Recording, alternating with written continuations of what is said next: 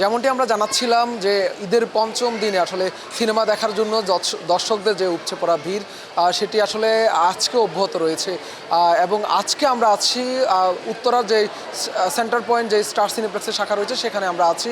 এখানের চিত্রটি যদি আমি একটু বলার চেষ্টা করি, এখানে আসলে আজকে সকাল থেকে যে শোগুলো চলছে সেই শোগুলো সবগুলোই কিন্তু হাউসফুল যাচ্ছে।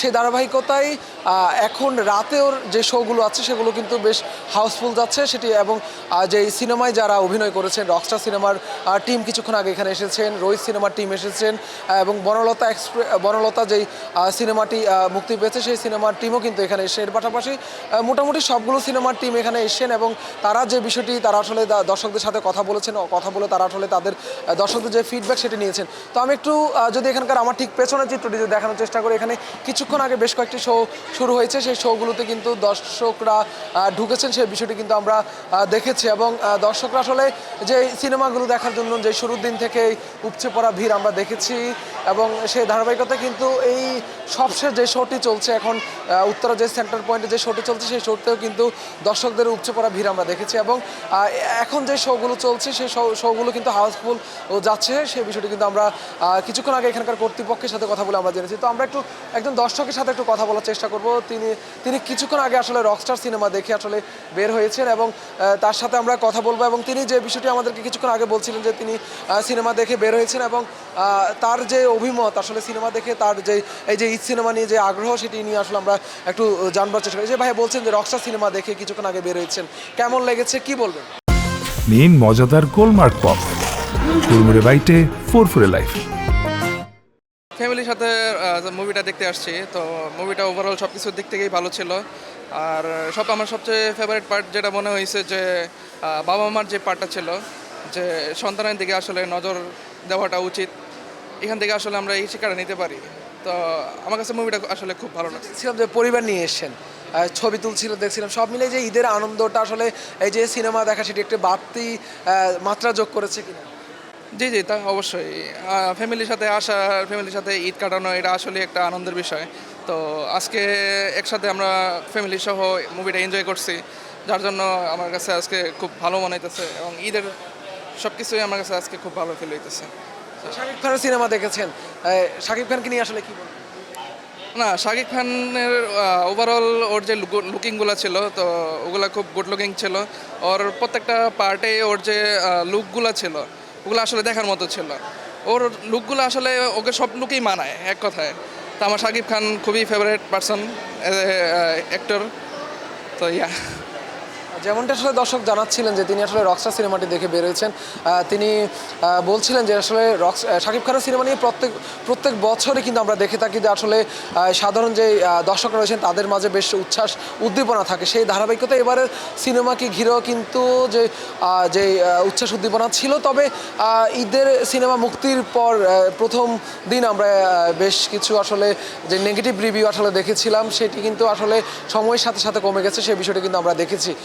এছাড়া যে অন্যান্য যে সিনেমাগুলো সেই সিনেমাগুলো নিয়ে কিন্তু মিশ্র প্রতিক্রিয়া আমরা দেখেছি এবং এখন পর্যন্ত আসলে পঞ্চম দিনে এসেও কিন্তু আসলে বলার সুযোগ নেই কোন সিনেমা এগিয়ে আছে এবং কোন সিনেমা পিছিয়ে আছে সেটি বলার কিন্তু সুযোগ নেই। তবে যারা আমি এর আগেও জানাচ্ছিলাম আসলে ডিরেক্টর যারা আছেন এবং সিনেমা সংশ্লিষ্ট যারা আছেন তারা সিনেমা হলগুলো ঘুরে, রাজধানীর প্রত্যেকটি সিনেমা হলগুলো ঘুরেই কিন্তু তারা বলছেন যে তার সিনেমা ভালো যাচ্ছে সেই বিষয়টি কিন্তু তারা বলছেন। তবে কোনোভাবেই আসলে বলার এবার সুযোগ নেই যে আসলে কোন সিনেমাটি এগিয়ে আছে বা কোন সিনেমাটি পিছিয়ে আছে সেটি বলার সুযোগ নেই। তবে সিনেমা সংশ্লিষ্টরা বলছেন যে রকস্টার সিনেমাটি নিয়ে আসলে দর্শকদের যে উচ্ছ্বাস উদ্দীপনা একটু বেশি এবং এরপরেই অবস্থান করছে মালিক সিনেমা নিয়ে কিন্তু দর্শকদের যে উচ্ছ্বাস উদ্দীপনা সেটি দ্বিতীয় অবস্থান আছে, সেটি কিন্তু যারা সিনেমা সংশ্লিষ্ট আছেন তারাই দাবি করছেন। তবে আমরা যে চিত্রটি দেখেছি সেটি দেখে কিন্তু আসলে কোনোভাবেই বলার সুযোগ নেই যে আসলে রকস্টার কিংবা মালিক সিনেমা এগিয়ে আছে, সেটি বলার কোনোভাবেই সুযোগ নেই। কেননা পিনিক সিনেমা, রকস্টার, রোহিত, মালিক সিনেমাগুলো নিয়ে কিন্তু দর্শকদের মিশ্র প্রতিক্রিয়া আমরা শুরু দিন থেকে দেখেছি, এখন পর্যন্ত সেটি অব্যাহত রয়েছে। তবে রাজধানীতে আজকে থেকে মানুষ রাজধানীতে ফেরা শুরু করেছেন, সেই ধারাবাহিকতায় আগামীকাল থেকে আসলে দর্শকরা আবারও যারা রাজধানীতে এসেছেন তারা কিন্তু সিনেমা দেখতে হলগুলোতে আসবেন এবং সেই বিষয়টি মাথায় রেখে কিন্তু সিনেমা সিনেমা সংশ্লিষ্টরা বলছেন যে সময়ের সাথে সাথে দর্শকদের যে ভিড় সেটি বাড়বে এবং এই যে রাজধানীতে যারা ফিরেছেন তারা সিনেমা হলে যখন আসবেন তাদের যে অভিমত সেটি জানার পরে, প্রতিক্রিয়া জানানোর পরেই কিন্তু আসলে বোঝা যাবে যে কোন সিনেমাটি এগিয়ে আছে বা কোন সিনেমাটি এবার ব্যবসা সফল হয়েছে সেই বিষয়টি কিন্তু জানা যাবে। এর পাশাপাশি আমি যদি একটু জানিয়ে রাখি যে প্রত্যেক বছরই আসলে সিনেমাগুলো দেশের প্রেক্ষাগৃহে মুক্তির পর সেগুলো আসলে আন্তর্জাতিকভাবে আসলে বিভিন্ন দেশে সিনেমাগুলো মুক্তি দেওয়া হয়। এবারও কিছুক্ষণ আগে যে রকস্টার সিনেমার যে পরিচালক আজমান রুশু তিনি বলছিলেন যে তার সিনেমাটি আন্তর্জাতিকভাবে মুক্তি দেওয়ার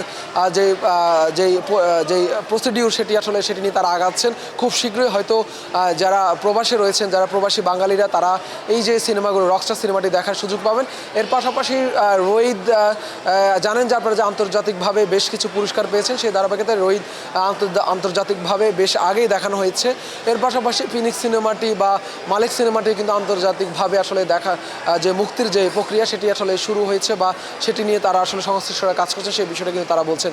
তো রাজধানীর যে উত্তরা যে সেন্টার পয়েন্ট আছে, যে সেন্টার পয়েন্টের যে শাখাটি আসে স্টার সিনেপ্লেক্সে, সেখান থেকে আজকের সবশেষ যে শোয়ের যে সার্বিক অবস্থা সেটি আমি জানাচ্ছিলাম। তো এই ছিল আমার কাছে এই সিনেপ্লেক্সের এই শাখা থেকে আমার কাছে সবশেষ। পরবর্তীতে আরও কোনো নতুন তথ্য থাকলে আপনাদেরকে আমরা জানানোর চেষ্টা করব।